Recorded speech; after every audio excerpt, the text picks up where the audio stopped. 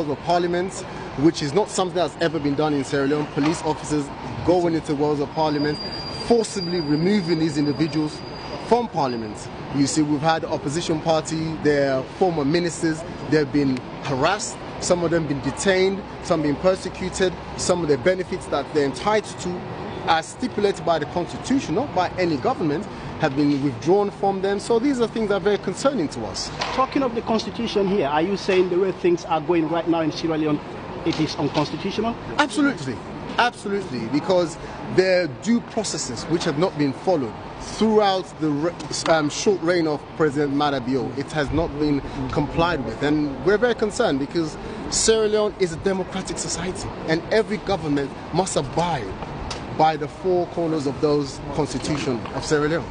Talking of you guys being concerned Sierra Leoneans, yes. From my understanding here, you're not from any political party, you're just concerned Sierra Leoneans. But what can you say as well to the government who is saying that it is the All People's Congress Party that is instigating violence in the country? Well, you see, it's easy to say someone's instigating, but as the government, you're in charge. You're meant to reach out to people. There are things you need to do that are cohesive. You see, when you come into governance, for example, what the current government needs to do, they need to reach out and govern the country. You can't go around sacking But they people. recently did, been to Manitree, and the APC didn't respond. Well, see, why would you go to a peace conference when you're not showing or leading by example? That is just talk. Talk is cheap. First and foremost, you can't go into a conference when you don't feel safe, when there's no incentive. Because most of the ministers, the former ministers, for example, some of them, their benefits have been withholding. You see, we have military personnel that are on the run for no apparent reason because they don't feel safe. You see? But just from my understanding here, the conference, yes, not only the Sierra Leone government was there, but the international community as well, including ECOWAS, which is the regional bloc that represents the whole of West Africa. But how can you say you are not safe, or the parties that are concerned we are not safe? No, most of the other opposition parties did not attend.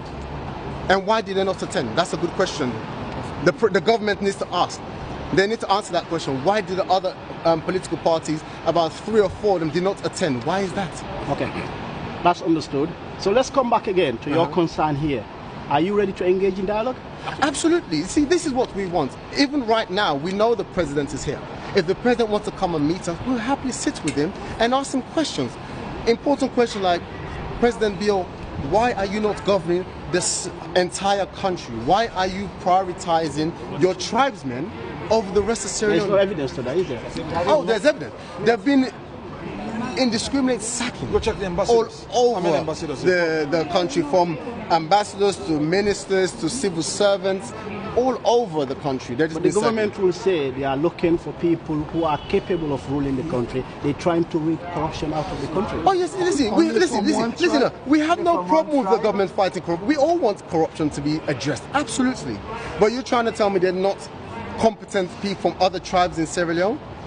His tribe is only 30%. So you're trying to say only in 30% of the population, that's the only pool of sensible and intelligent people and capable people? I will send the same question to you. Are you trying to say the government of Sierra Leone right now only consists of one tribe?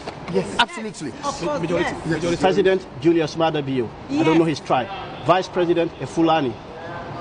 Listen, when you talk about the majority, if just like anything you talk about the majority, because if you say, for example, there are people from a certain tribe, they act a certain way, you probably have 1 or 2 people that will be the norm. But the majority of these people are from his tribe. Right.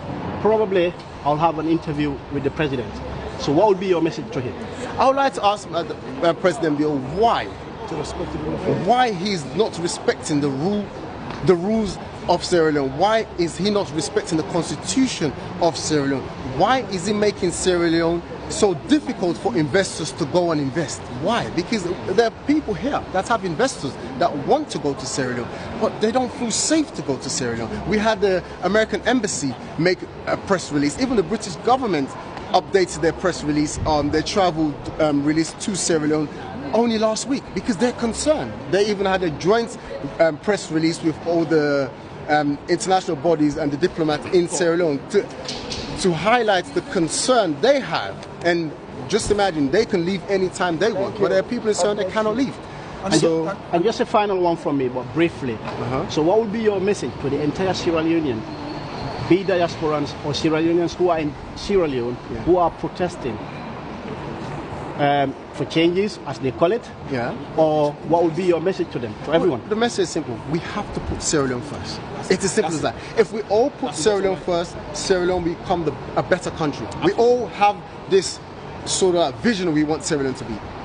But unless we come together and put Sierra Leone above party, we will never get anywhere. So all I want is sit on the table rather than violence on the street. I know violence will take us nowhere. But you see, when you talk about dialogue, you have to sort of back it up with action. If you could just say, for example, I'm going to go find a job tomorrow, but then tomorrow you sit indoors. I'm going to go find a job tomorrow. You have to act on it. If the government say they want peace, they need to reach out to the opposition parties. I'm not just referring to APC, opposition parties, and talk with these people. And then civil society, and engage their supporters. Say, listen, let us work together for the better good of Sierra Leone. That's all we need to